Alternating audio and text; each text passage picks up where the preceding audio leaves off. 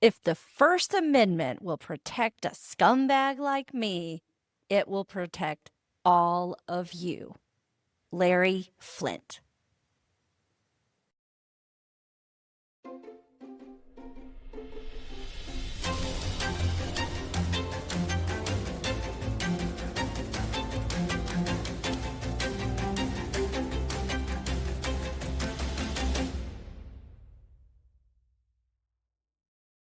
Who was Larry Flynt? Larry Flynt was a military veteran and was raised during several economic downturns in a depressed area of Kentucky and later Indiana and Ohio. When he was honorably discharged from the Navy, he used his savings of $1,800 to buy his mom's bar in Dayton, Ohio, called the Kiwi. He renovated it and soon made $1,000 a week using the profits to buy other bars. During the 1960s, Flynt opened a new kind of bar to be the first in the area to feature nude hostess dancers. He named it the Hustler Club and soon opened more and more Hustler Clubs throughout Ohio. The clubs were so successful that he eventually made between $260,000 and $500,000 a year per bar. This is a range of $835,000 to $1.6 million in today's dollars. In January 1972, Flynt started the Hustler newsletter as a way to promote his nude bars. But by the next year, he expanded the newsletter into a full pornographic magazine. Some of this was due to its popularity, and it also helped bolster revenue toward his clubs in the face of the 1973 oil crisis and American recession. Hustler was edgy and crude from the beginning, with many people considering it to be too explicit, especially compared to Playboy and even Penthouse. Flynt was always pushing the boundaries of decency, and this is what he was known for. In 1975, Flynt purchased pictures of former First Lady Jackie Kennedy Onassis sunbathing nude while she was on vacation. Someone took them secretly. He published these and sold 1 million copies in just a few days. Larry Flynt was a lifelong defender of free speech, but he also paid a very heavy price for his content on Hustler. On March 6, 1978, Joseph Paul Franklin shot and paralyzed Larry Flynt and injured his lawyer during an obscenity legal battle in Gwinnett County, Georgia. Joseph Paul Franklin objected to the depiction of sexual acts between interracial couples in Hustler, though Larry Flynt thought that right-wing activists actually put Joseph Paul Franklin up to trying to assassinate him. Franklin was never charged with the shooting, but was later executed due to other murders he conducted against Black and Jewish people. Franklin was a white supremacist and later considered a serial killer.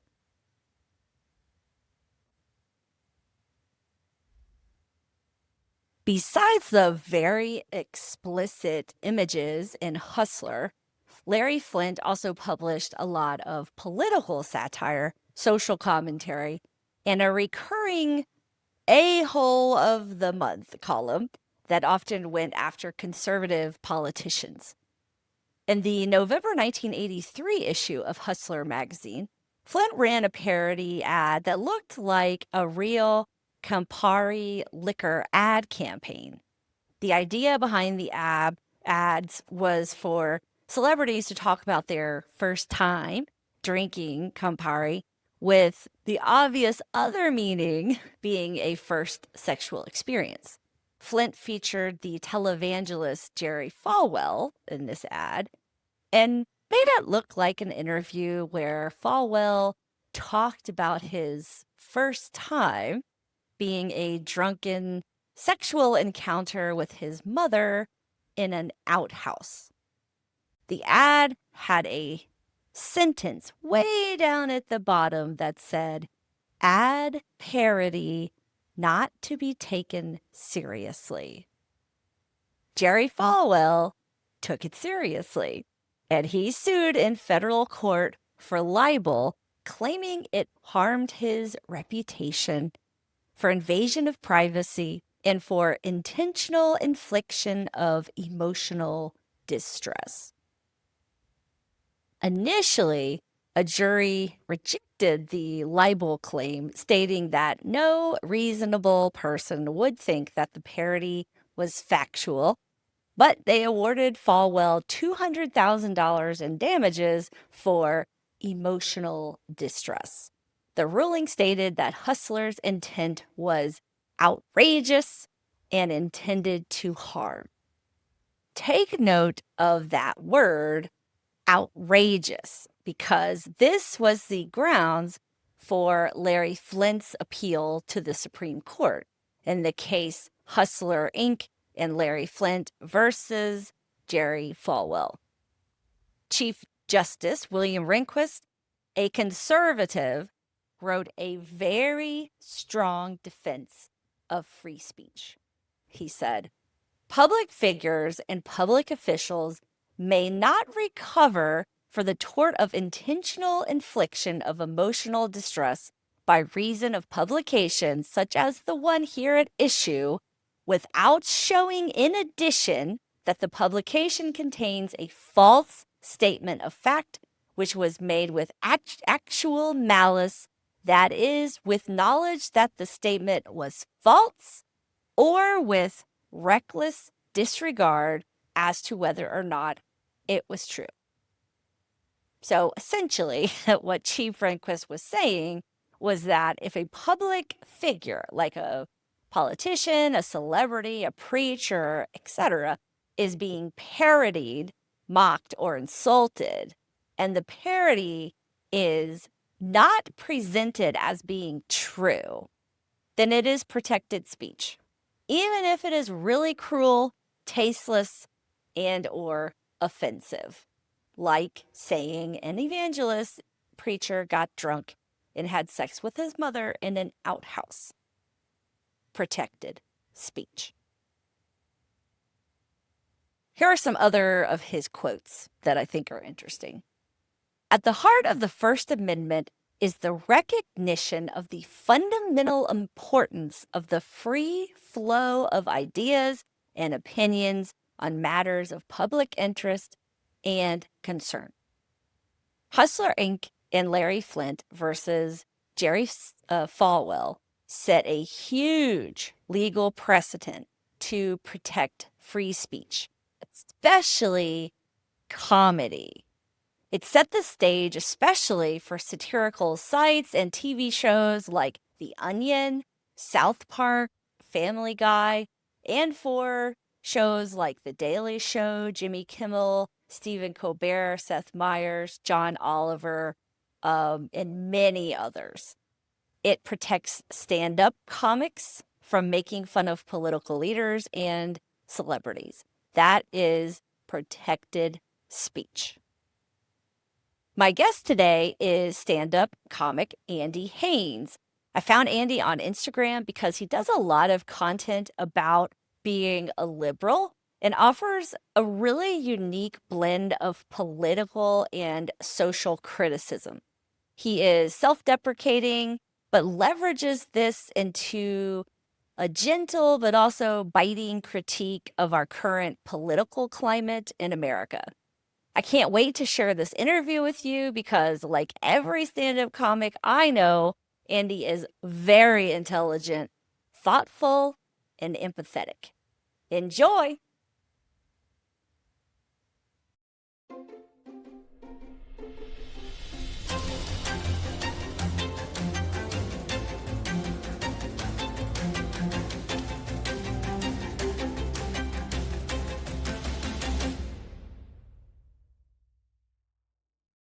So Andy Haynes is a writer, stand-up comic, and actor from Seattle, Washington, and he lives in New York City.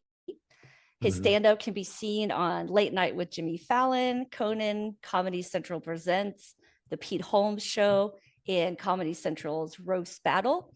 His debut album, Greatest Hits, was released in 2014. He is a paid regular at both the Comedy Store in LA and the Comedy Cellar in New York City. He has been featured in Another Period, which is on Comedy Central, Adam Ruins Everything on True TV, and most recently in Loosely Exactly with Nicole Byer.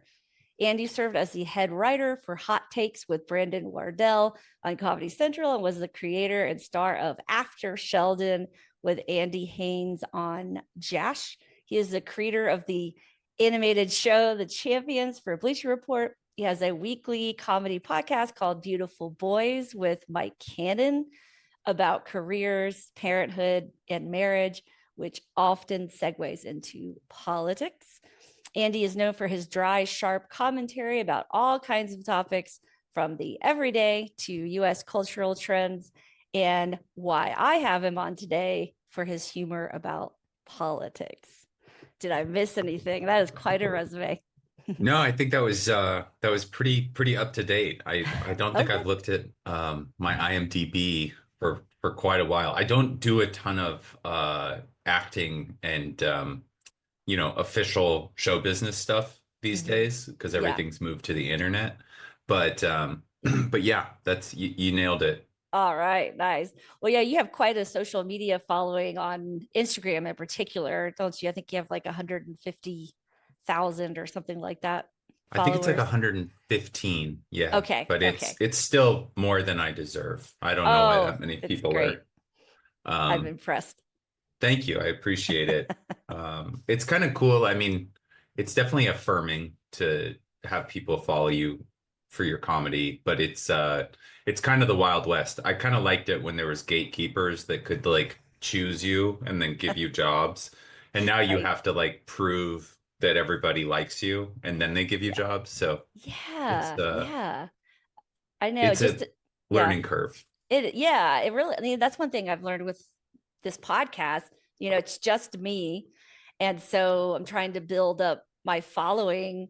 And when I first got started, I was trying to do it on everything, on all of the social media, Hmm. and it's just impossible. I just don't have the bandwidth. So I sort of just shrunk it to YouTube for now to try to build that up and then kind of go from there. But it is interesting how things have reversed with that. Yeah, for sure. I have to like pay a like a team to help me Yeah. because and they're like my buddies. It's not like I have a company, but just because it's like so much bandwidth to be creative and punctual and then like a partner and a parent and then also like edit, SEO market, whatever it is. Like comedy has really changed. When I started, social media was a thing, but it was, very nascent and, some people were really good at it. And then there would be people that kind of like gravitated towards social media as like their main medium. And it was like more sketch and stuff like that. But around the pandemic, it became mandatory within our field. Mm-hmm. And I'm not like a Luddite, like I can handle some tech stuff, but it's a lot. You have to be kind of every single aspect of a small marketing agency. Yeah. Um, and then Yeah. also be a good comic. So it's a lot. Yeah, which is a lot because you're working on your material. And that's, I think, so I did a teeny tiny bit of comedy back in 2012. I had Okay. an opportunity to do a documentary called Comedy Warriors Healing Through Humor. And they Uh-huh. took I'm a military veteran. So they took five of us and taught us how to do comedy. And it was a super cool experience. I got to work with like Bob Saget and Lewis Black. But Awesome. after the documentary, I was like, I'm going to try to do this on my own. And I had a toddler at home and Oh, we had wow. just moved to Southern California. And I said, I'm not sure this is like, it's just, I wasn't at the time of my life for it. And it's hard. I don't think people realize how Yeah, hard it I is. don't ever suggest anybody do it. Like, Yeah, like sometimes somebody will, sorry if you can hear my dog. I can't, but no worries. She's losing her mind about something. But I sometimes people will be like, you know, oh, I'm thinking about getting into comedy. Like it'll be like somebody I meet in like a professional setting, like somebody that's like I don't know, works for an ad agency that maybe I'm doing some work for, or, like an audience member or like a friend of a friend. And they'll have like this great life. Like they'll like have a good paying job and they'll have a girlfriend or a wife and everything seems, and I get it. It's easy to get bored. You want to follow your dreams, et cetera, et Sure. cetera. But when somebody like that tells me that they're thinking about getting into stand up, I'm like, all I hear is like, I'm thinking about trying heroin. Like it's like, you're gonna be you're going to be broke with roommates and Right. divorced in 5 years if you Exactly. go down this road. Yeah, it's true. That's a great example too, because it is also very addictive to perform and write and hopefully have people laugh at you, or laugh at you or laugh with you. It's super addictive also. But Yeah, yeah, no well-adjusted person no, tries it and wants to keep doing it. It's right. just it's an insane way to base your self-worth on like just a random group of slightly buzzed people. At best slightly buzzed, mainly drunk, Right. Yeah, you know. true. And when you're first starting out, I was like, I would like be a stay-at-home mom during the day to my toddler. My son was, I think, 2 or 3 at the time. And Mhm. then my husband would come home, have dinner, and then drive out to like Hemet for an open mic. And the Oh man. people there didn't know there was going to be comedy. It was like we Yeah. just put it on them, and it Ambush was horrible. comedy. They did I've not been want at us there. I've been at shows like that. I've been at Yeah. shows where we had to turn off a game to do the comedy Ooh, and people were not happy about it. no. So No, they're so not I going to try laugh. to I try to avoid ambush comedy these days. I luckily I've done it long enough that I don't really run into that problem, but That's good. it That's still can good. happen on the rare occasion. Yeah, absolutely. Well, speaking of that, I mean, how did you like, what got you into comedy initially? Um I was a summer camp counselor, and a big part of that was doing like campfires or like kind of doing presentational stuff for kids. And Mhm. you had to make it funny. And I'd always kind of wanted, I was like liked attention. And the more I did the campfire stuff and doing skits and stuff like that, the more I kind of wanted to do creative stuff and like outside of camp. I think I always wanted to be like a filmmaker or something like that. Yeah. And then I was kind of not doing anything towards that. I was just like, oh, that'd be cool to do that. And then randomly I saw this Bill Hicks DVD, and I'd heard Mm, of Bill Hicks, but I'd never been like a big comedy person. yeah. Like I liked comedy, but I didn't know that much about it. And then I watched this Bill Hicks DVD, and it was like it was in the early 90s, so he was talking about the first Iraq war, he was talking about the first Bush, he was Mm, talking about all these things that had kind of resurfaced in the early 2000s. And I was like, oh, like the Iraq war had just started, the second one, and we were about to start the second term with George W. Bush, and it was just kind of like, oh, this is like I could talk because I've always been kind of a lefty politics person. mhm. I'm from Seattle, I can't help it. But so as a result, I just was like, oh, I'll try that. And then I think I just started ingesting comedy, and then I was like, oh, what do I do? And I was like, I knew that open mics were a thing. So I Mhm. just started Googling open mics, and I found one. I went to college at this point. It was my senior year of college, and um I would drive like 90 miles to Seattle from my college town to do these Oh, open wow. mics. Yeah. But the first one I went to, everybody was so bad that I was like, oh, like if everybody's bad, then it's not that scary. And then It's true. I did it, and I don't even really remember. I think it was 3 minutes or something like that. And it didn't go awful. I think, I Yeah. think I got a chuckle here and there. I think there was a glimmer of something, and Mhm. I never stopped doing it. And I actually, Wow. the first night I did it was like December 17th, 2004 or something. And the Hmm. next open mic that I tried to go to was like Christmas Eve. And Oh, as soon as I left that open mic, because it didn't happen because it was Christmas Eve, I didn't know they oh, did that. oh, Um, right. I turned on the radio in my car and it was like that big tsunami had happened Oh, in yeah. Indonesia and like all over Southeast Asia. And so it's like I have a very, I Yeah. very much know when I started Yeah. um, Yeah. comedy. That's when you said, yeah, this is it. This is it for me. Yeah, I think, like any millennial kind of like raised in liberal, affluent America, you kind of are told to follow your dreams and you don't necessarily know what your dreams are. And also because our parents are boomers, like Hmm. a lot of parents are not going to be like, you should do this, They're going to Right. be like, follow your dreams, but also I want nothing to do with it. Hmm.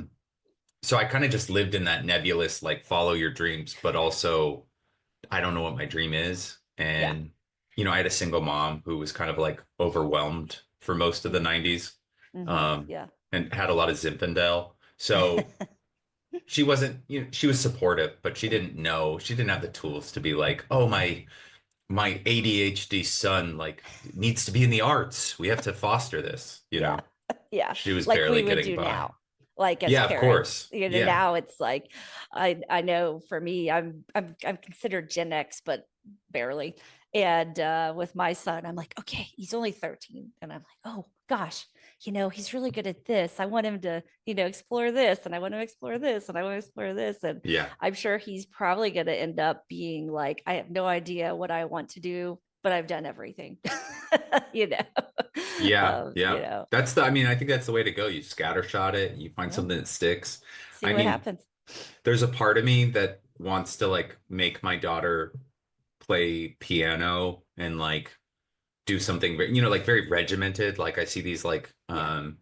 because I grew up around affluent people who did like Hmm. waspy things. Yeah. And I was like, there's part of me that's like, make her play piano until, she's 18. She has to play piano and she has to do something else like a sport. Because I do think that some kind of structure does like breed success. Like there's like Yeah. something that rich people do to their kids that just makes them also rich. I mean, it helps that they give them money, Right. but they teach them how to operate in the world as like a successful person. Yeah. Yeah. And I grew up very like on the margins of middle class where Hmm. we were just trying to get by. Yeah. Everything was fine, but it was, Yeah. it was Yeah. Yeah. Yeah. ennui. There was a lot of ennui, which I Right. don't think I could define, but you get it. Anyone who's seen Inside Out too knows what ennui is, right? Yeah, that's Hmm. true. Yeah, Great. that's how it does it. But I know, Thank I God was just, for I was the same way. My parents were boomers, but I was relatively privileged, and it was like, girl power. You can do whatever you want, go for it. But I had all these interests, the ADHD brain, and did everything, and then went to college and was kind of like, oh wait, am I supposed to pick something? I don't don't really know. So I went into the army to delay that decision, and then I got out of the army. I was like, well, I still don't know what I want to do. But journalism is it, but it took me till I was probably about 35 to that's figure it fine. out. We're gonna live longer, so it's Yeah, okay. that's right. That's right. Solid career. I thought about law, and my dad, the judge, said, don't do it. So, Yeah, that's all good right. advice. Yeah, I know it really was good advice. Well, what do you think the role of comedy is in our culture? I think most people look at it as, haha, that's funny. I think a lot of people don't want a lot of serious jokes, but comedy can be very subversive also. So, what do you think? What do you think is the role? Well, I think like, at its core, comedy is supposed to be like a kind of a reflection of popular culture and a critique Hmm. of the at the same time. Whatever that is. Some people do great comedy that is not that, and there's a lot of comedy that's purely entertainment. Hmm. Um, but I personally, I was watching Sean Penn on the Actors Studio when I was right around the same time that I started, and I remember he said, he goes, a movie costs $50 million. So I don't want it just to be entertainment. I want it to, because if I just need entertainment, I'll go buy an 8 ball and get two hookers. Um, I don't co-sign that, by the way, but that was Sean Penn's words. But it Right. like stuck with me that like if you're gonna do something, you should have some kind of, even if it's as simple as just making people laugh so that they feel better, you know? Yeah. If you bring some levity to people's lives, because life is hard, especially um, for a ton of people and a ton of reasons.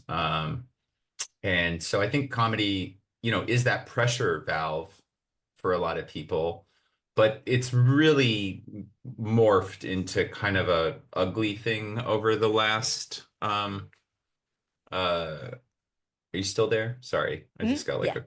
I just got a call and it was Oh, okay. it like messed up it started ringing in my ears. I'm gonna put on do not disturb. Oh, But yeah. yeah, so you know, I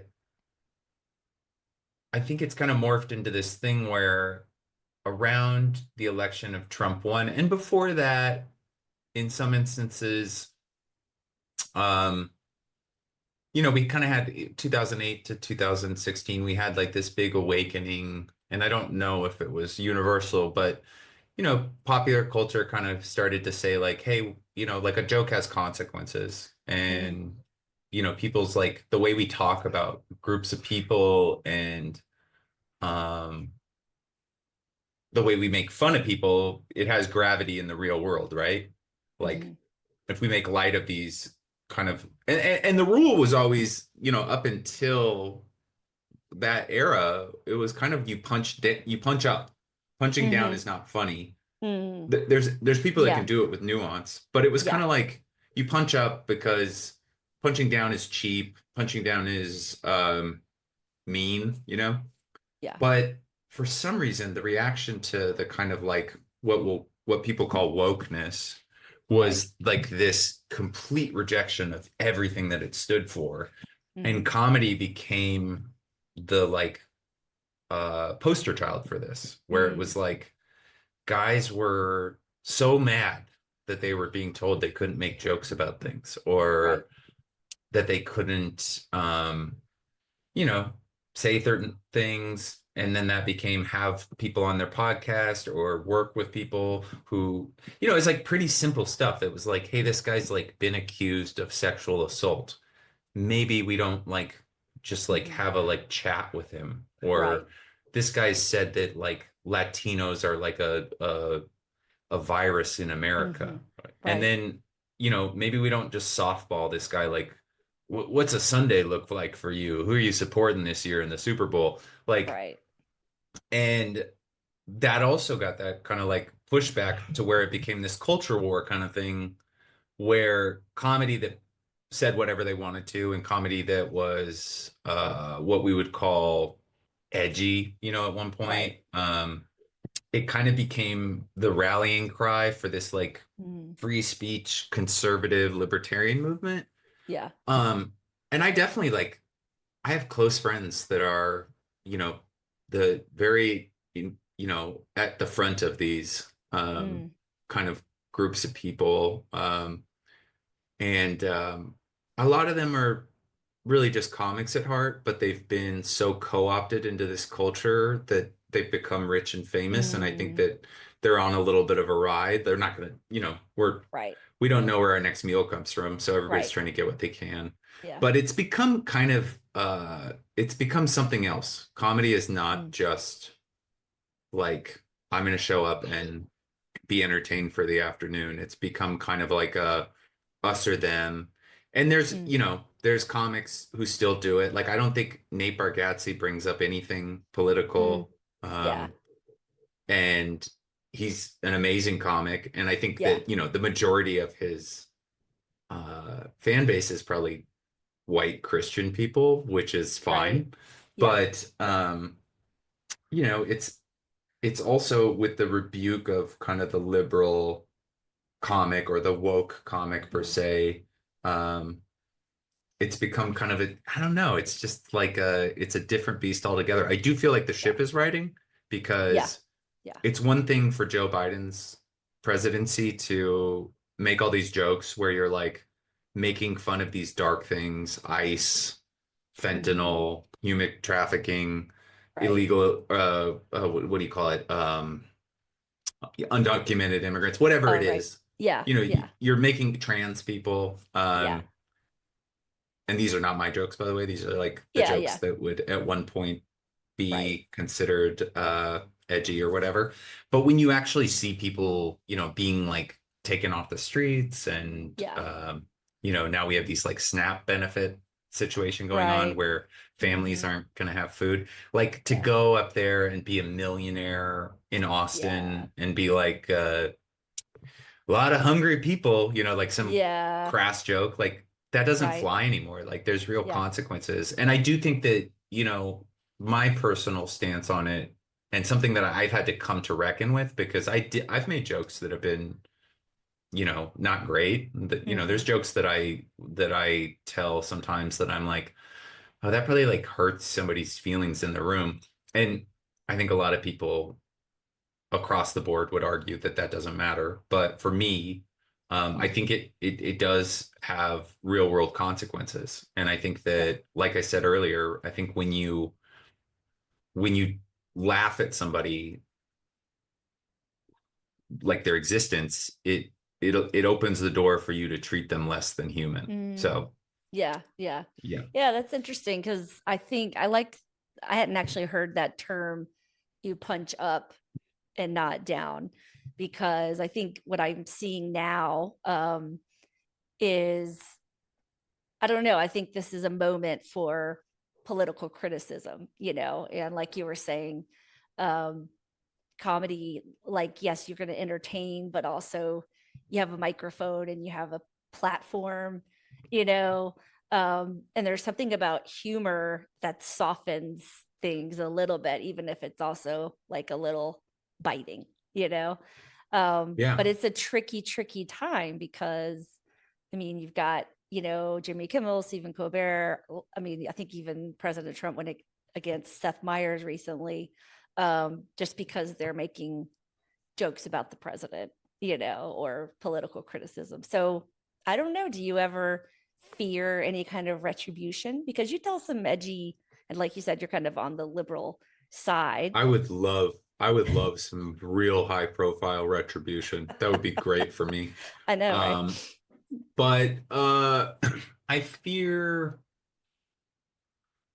I fear complacency. Hmm. Um, I think that something that, I don't want to be like, I'm such an empath or something like that. But I think something that does make comedy harder for me is that I do really care about people's feelings. Hmm. And so when somebody tells me like a joke upsets them, I don't go like, fuck you, I'm gonna fucking, like I go, Yeah. oh, I'm sorry. Like at least I'm Yeah. sorry, even if I disagree with them. Yeah. And so what I mainly fear is I fear the real stuff that's happening, specifically to trans people and Hmm. people that are undocumented or perceived as Hmm. undocumented. Yeah. Um, but I get to live in a very privileged thing, which is I am a high, not that high profile, but I'm a high profile straight white guy. Hmm. So if they start Right. coming for me, I think, it's that'll be a first for Right. American history. But yeah, like I don't really fear for myself. It's sometimes, like I'll get like a weird kind of stalkery. I haven't actually gotten like a death threat, but I've gotten some like, weirdos that DM me stuff that's kind of like Mm. cryptic. and I'll go like, Mm. oh God, I don't love that they know where I'm gonna be next weekend because I Yeah, have to that's true. advertise my shows. That's But true. Yeah. I don't think I don't think I'm that big of a fish. It might happen Right. later Right. on where I get Yeah. real scared. But Right. I Sort of think like you'd want that to happen because you'd be more high profile, but you obviously don't want that to happen either because that's scary stuff. yeah, I don't want like somebody to try to kill me, but I would No. love to get like detained by ICE. That would be great for me. Ooh, that's true. So That's if they're true. listening, come on. They probably Just are. just make sure it's Apparently. like make sure where someone has like a good, like a good group of cell phone footage because Right. Yeah. I need Oh, the yeah. clips. Yeah, definitely. Definitely. That'd be good. It's funny that we think that way too. I mean, I'm not a comic, but as a journalist, you kind of, have to think that way, like, oh, that would be like one thing I've done on TikTok mostly is opened up like done this like convince me kind of Hmm. segment where I say this is my opinion, but if you disagree with me, I want you to disagree with me, because I Yeah. think we need to have better political discourse these days. But I also was like, before I pressed post, I was like, ooh, this could be really bad. Yeah, you know? totally. I mean, even like I'm not built for the like just the purely online, Yeah. sometimes I'll go into the comments and somebody will Oh. hit an insecurity of mine that I didn't even know, like I hadn't enunciated it and they knew it. Oh. Um, so it's just on like a personal level. Oh my But gosh. my daughter's knocking on the door. Um, Oh. she's very cute. If I shared her face in public, I would bring her on.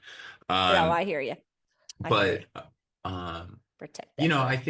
I think it's like it's not quite to comedy yet, like the kind of like attack on us.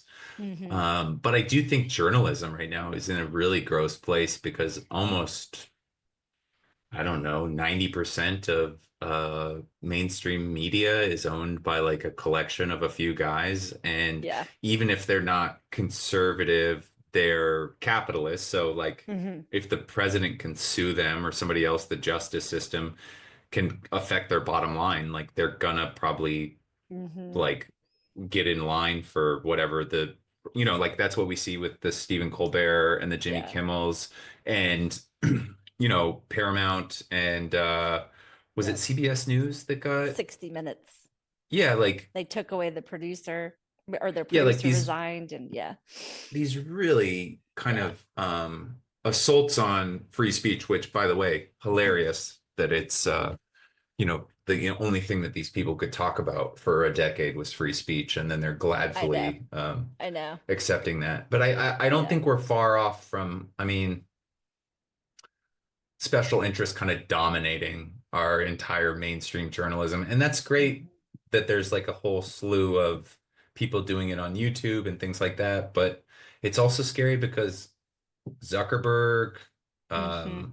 the Google guys, Yeah. Elon, the guy who just bought TikTok, they're all real close. And so I Mhm. don't think it would be hard for them to make that algorithm make us very tiny. And so Yeah. I don't know what the next step is, but that's the one thing that like kind of gives me hope at the moment is that there's a lot Mhm. of independent journalists out there and Yeah.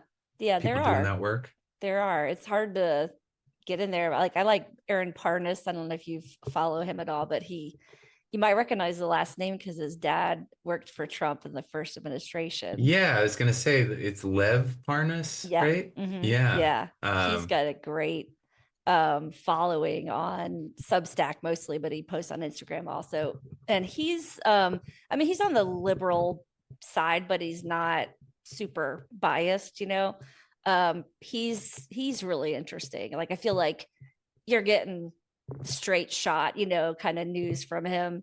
But yeah, it's still though, it's scary with the who's controlling things right now. Yeah, I mean I definitely want I definitely want there to be more parity in the Mm, way we approach this conversation. I hmm. mean, I don't think we're winning anything by like calling everybody yokels and dumbasses. I Yeah. think there's a lot of anger on both sides, but with comedy, I like that's something I had to learn was like I'm like a white guy that grew up in liberal Seattle, and but we're snobby people. Like it's like it really is kind of like Frasier. It's like people that like they talk about the arts, and we go to these restaurants that are very hard to get into, and and then somebody's like upset about the mill closing or something, and we're Mm. kind of like totally Mm. disconnected from that experience, even though most of America can't do that. Most of America Right. doesn't go to like a Broadway show or Yeah. a Pinter play and then like go and get like Spanish tapas at a fusion restaurant. Like that's just like not the reality of most people. And it took me a long time to like get out of that. Like I remember it's interesting that you say you're a vet because I was so critical of the Iraq War and I didn't know what I was doing, but when I first started doing comedy, I was like so critical of the Iraq War and I was so inexperienced, but also like talking about this heavy subject that I would go up on stage and I would try to tell these jokes and I would like alienate half the audience Mm. and or just piss people off. And it was just like I remember getting off stage and just being so unhappy about how that went. And then I remember I was in Olympia, Washington, doing just some little show. I wasn't the headliner or anything. I was just doing the opening act type of thing. But there was like these two guys in the front row, and they were like early 20s, super, super buff, shaved heads, Mm. and they were like really like kind of absent. Hmm. They had kind of like a 1,000-yard stare going Mm. on. And as the show went on, I saw him giggle a couple times and I saw him laugh at a couple big jokes. I didn't really, by this time I'd kind of like settled down and stopped talking. I was talking more about sex and drugs or whatever. I'm sober, Right. so I have some good stories. Yeah. And then Me they too. came up to me after the show and they're like, "We just got back from Iraq, like Oh. like 4 days ago." Oh my gosh. And I haven't laughed for 18 months. Wow. And I was just like, Wow. sure, I oppose war. Right. Like, I don't love war. And I Hmm. think that I have a lot of critiques about the US military industrial complex. I Hmm. also never want to critique the people that are part of it because I know that that is like such a important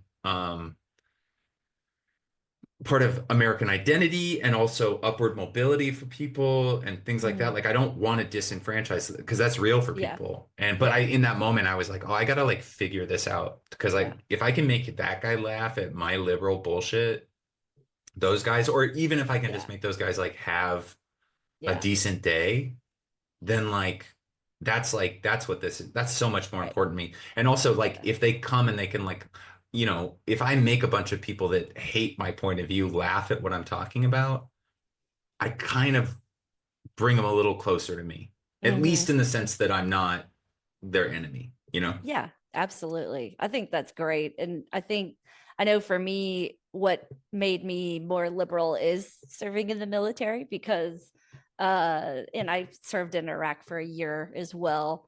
And I think when you first get back, you're very protective of your experience. You're like, I did this, and I was asked to do it, and I did it. But as you get, I got back from Iraq in 2006 and I got out of the army in 2007. So I've got some distance from it. Yeah.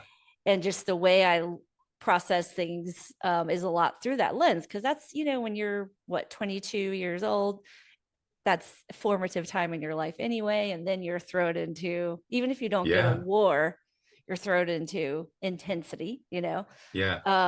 And so it's my way of thinking changed a lot because it also brought in my worldview.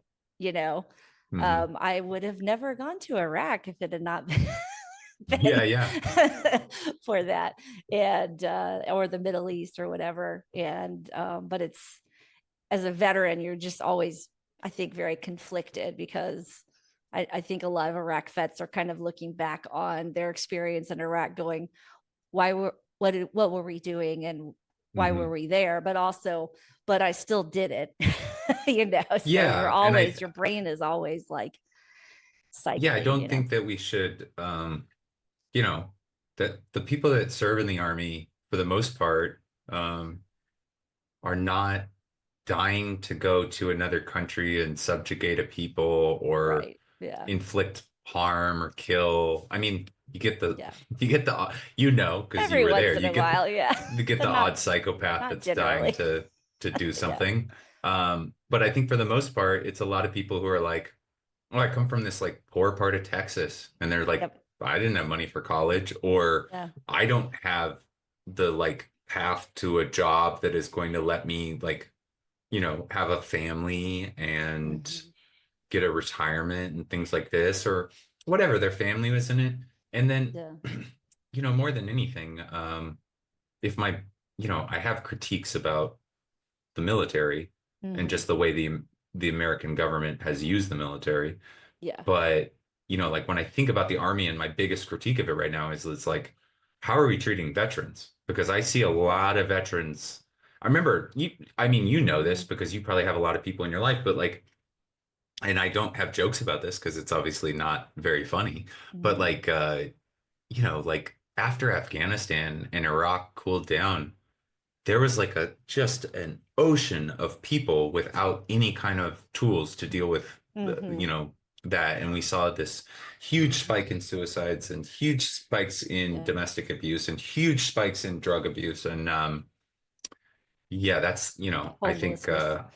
yeah, and I think that's a Hmm. lesson for I think that's a lesson for liberals, really, because I Yeah. think that's our gray area where we have a really hard time going. I mean, I think that's the biggest problem with like, and I'll let you ask another question because I have a real problem with just talking for so Oh, it's long. fine. This is great. Um, but I think that's the biggest problem with liberals in America is, Hmm. around the end of Obama, we kind of thought we had it, made in the shade. Mm. Mm. And I don't know why I said made in the shade. But it was just like we're all eating sweet greens and we have trans friends and we're Right. living it up, and like the music's good and Hmm. everything's liberal, and we're just gonna we're gonna live forever. Yeah. And what we didn't realize is that like a huge part of this country was suffering.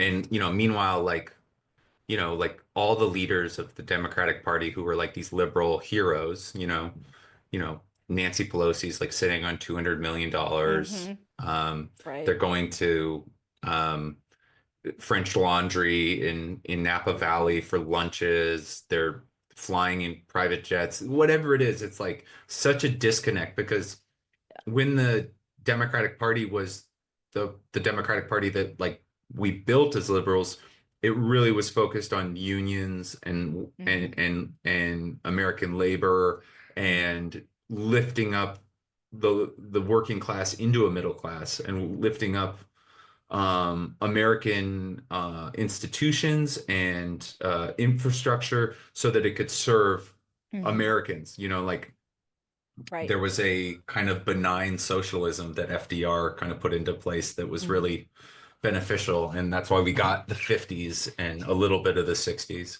Right. Um, Yeah. Yeah. but slowly it morphed into a very upper middle class, Yeah. upper class type of thing. And I mean, Hmm. when people in Congress talk about limousine liberals or these Right. Democrats, they Hmm. Democrats are going in there sitting on boards with like you can't be anti-war and then go sit, at a 5,000 plate I dinner know. with the Yeah. like heads of like Northrop Grumman and GE Right. missiles. Yeah, exactly. I mean, we spend almost $1 trillion on defense and we are geographically isolated. So it's sort of like, I mean, I'm not saying we don't need defense, but it's, kind of in excess for sure. But you're right. Like, for me, I mean, like I said, I grew up relatively privileged, but I'd picked a very expensive private school that I wanted to go to for college. And my parents said, yeah, we don't have any money left for you, to go to college. And I said, oh, okay, well, so I so I joined the army, and I wish I had a more patriotic reason. People ask, why did you join, thinking I'd have this patriotic reason, but I'm kind of like, well, I really just wanted to go to this school, and you know Yeah. and And it was that's money, and I totally mean, makes I sense. had a great experience. I was a helicopter pilot, so I cannot complain at all by my Cool. experience, but like, it definitely launches people from a lot, from nothing to something, because you get the educational benefits, if you take advantage of them. But I don't Yeah. know, it's tricky. All right, so before, I know I promised 45 minutes for you, so I don't want to waste your time, and I know you got a little girl that wants you, but I wanted to ask, kind of finally, um so in one of your stand-up routines, and I can't remember which one it was, you mentioned something about, we don't talk enough about politics when we disagree with each other. Hmm. And you told a joke about trans athletes. It was in support of trans athletes, but somebody in your audience said, well, I don't agree. And you handled it very gracefully, I thought, Oh, because she thank was you. kind of mad. But do you think comedy can open up a dialogue on like political topics that are maybe ones you don't want to talk about at Thanksgiving dinner? Um, yes, but I think so. Like, I think the dialogue can easily be opened with Mhm.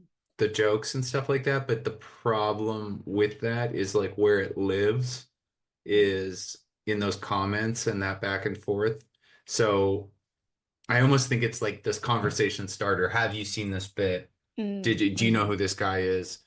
Yeah. It can't just live there. Like it has to go back to conversation and people because like, I have like the trans joke that you're talking about Mm-hmm. is about I joke that my daughter's so large, we're like raising her to compete Right. against trans athletes. And then Right. I go on to defend Yeah. like say like I'm kidding, I support trans athletes, and that's when that woman piped up. Right. Yeah. Um, but um,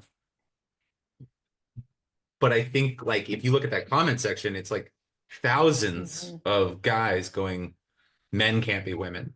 This Mm-hmm. Mm-hmm. marriage is between a man and a woman, whatever it is, like just Right. these conservative talking points. And then it's 1,000 people telling them they're despicable. And Right. the internet gives people this license to say stuff kind of anonymously. And it also can like, if you cater your algorithm, it can really like enforce those Mm-hmm. beliefs. So I still think, comedy, it has to get those conversations started in real life. Like you can't Right. just live in that, Yeah. on every show, there's like a guy who probably doesn't believe in what I believe in, but maybe I make him laugh a little bit and he just kind of relaxes a little bit on Yeah. something. Yeah. Um, I don't think people are very political, to be Yeah. honest. I Yeah. think that people kind of like exist in their circles. I think it's Right. kind of a privileged place to be like politics, politics, politics. Yeah. Yeah. But I kind of feel like too, it's a privileged place to not want to talk about politics, because Yeah, of right, course. like someone who lost their SNAP benefits, although they said they're going to pay it at 50% or something this month, but someone in that space needs to worry about politics, but honestly, I could probably live my life if I were not who I am Hmm. without thinking about politics, or how it affects me. My kid goes to public school, so maybe I would think about it, for that. But that's kind of why I've started that conversation on to social media, even though like it's really scary, because I'm like, we got to talk about it, because even if it doesn't affect you, it's affecting a lot of people, right? Yeah, Obviously. totally. And I think it's, Yeah. like I say this with all sincerity, but kind of lightly. It's the worst thing that's ever happened to us. Mm-hmm. And Yep. I don't think it's going anywhere. I would love it if this movement of young people who's like trying to get people off their phones was like so powerful that Apple went out of business. Like I'm a guy, I like trees and rivers, and Yeah. if I can find a living, and I can keep doing comedy, but if I can, find a living outside of this and still Mhm. get to do that stuff, I'm pretty happy. I'm not Yeah. like a Yeah. so so I think comedy is important, and I think a lot of people would you say that it's the most important thing or whatever, but I think in general it's like we have to get back to a place where we're like talking to people Mhm. who we oppose but who we love and stuff Yeah. like that, like Yeah. Yeah. those conversations don't need to necessarily happen at Thanksgiving, but they need Right. to happen, and they need to happen in a way where it's not like you fucking idiot. I know these people. I Right. mean, I get the vitriol. I don't totally get the vitriol from the right now, where there's like this kind of victimhood of like Mhm. everybody's out for us. Right. Yeah. They got all the institutions. Right. Everything. But but I can understand being afraid of change. And I Mm. think, I got to step off pretty soon because my daughter keeps on Yeah. Yeah. screaming at the door. I hear you. But I think that one huge thing was in that process of Obama and wokeness, we kind of forgot that like a majority of this country is straight white people, Mm. and Mhm. they don't Right. live in cities. They don't necessarily Yeah. like have these, and it doesn't matter that like they don't that it's not sexy to talk about whatever's going on. And most of America, like day to day, is like go to Starbucks, get a frappuccino, go to work, after work maybe run to Costco, maybe save that for Mhm. the weekends. You Yeah. make a big meal out of stuff that is probably frozen. it's Mhm. it's it, it's it's kind of simple, boring stuff, but we like took away the manufacturing base. We told people not to be chauvinist men, and a lot of people, Mm. and we also stopped really like talking about like white Christian people. And all of a sudden, I think the backlash was just like this feeling of loss, like of Right. like Yeah. we don't have any identity, and so we have to like latch on to whatever Mm. the like strongest voices in the room, and it just happened Right. to be this like kind of populist white nationalism. Yeah. Yeah. Like That's a it's yeah. okay to make Right. fun of all of these people, but you Right. see the result. Yeah. Yeah. That's true. So yeah. That's true. That's a really good point. Well, I know you got a little one there begging for your attention, but I really appreciate this interview and for Yeah, thank you so giving me much the for time. Yeah, I really do. this was Um, this was lovely.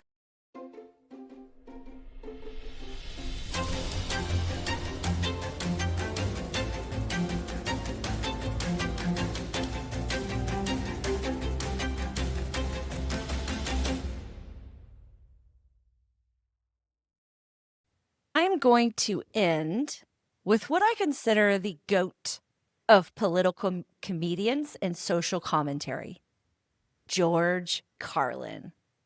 In his album, Life is Worth Losing, this is what he calls the American dream. His delivery is perfect, but I also do not have the money to pay for a license, so you'll have to settle for me doing a George Carlin impression. I apologize in advance. But listen to the words. But there's a reason. There's a reason. There's a reason for this. There's a reason education sucks. And it's the same reason it will never, ever, ever be fixed. It's never going to get any better. Don't look for it. Be happy with what you got. Because the owners of this country don't want that. I'm talking about the real owners now, the big owners, the wealthy, the real owners, the big, wealthy business interests that control things and make all the important decisions. Forget the politicians. They are irrelevant. The politicians are put there to give you the idea that you have freedom of choice. You don't. You have no choice. You have owners. They own you. They own everything. They own all the important land. They own and control the corporations. They've long since bought and paid for the Senate, the Congress, the state houses, the city halls, They got the judges in their back pockets, and they own all the big media companies, so they control just about all the news and information you get to hear. They got you by the balls. They spend billions of dollars every year lobbying to get what they want. Well, we know what they want. They want more for themselves and less for everybody else. But I'll tell you what they don't want. They don't want a population of citizens capable of critical thinking. They don't want well-informed, well-educated people capable of critical thinking. They're not interested in that. That doesn't help them. That's against their interests. That's right. They don't want people who are smart enough to sit around a kitchen table and think about how badly they're getting fucked by a system that threw them overboard 30 fucking years ago. They don't want that. You know what they want? They want obedient workers. Obedient workers. People who are just smart enough to run the machines and do the paperwork, and just dumb enough to passively accept all of these increasingly shitty jobs with the lower pay, the longer hours, the reduced benefits, the end of overtime, and vanishing pension that disappears the minute you go to collect it. And now they're coming for your Social Security money. They want your retirement money. They want it back so they can give it to their criminal friends on Wall Street. And you know something? They'll get it. They'll get it from you all sooner or later because they own this fucking place. It's a big club, and you ain't in it. You and I are not in the big club. By the way, it's the same big club they used to beat you over the head with all day long when they tell you what to believe. All day long, beating you over the head with their media, telling you what to believe, what to think, and what to buy. The table has tilted, folks. The game is rigged, and nobody seems to notice. Nobody seems to care. Good, honest, hardworking people, white collar, blue collar, it doesn't matter what color shirt you have on. Good, honest, hardworking people continue. These are people of modest means, continue to elect these rich cocksuckers who don't give a fuck about you. They don't give a fuck about you. They don't give a fuck about you. They don't care about you at all. At all. At all. And nobody seems to notice. Nobody seems to care. That's what the owners count on.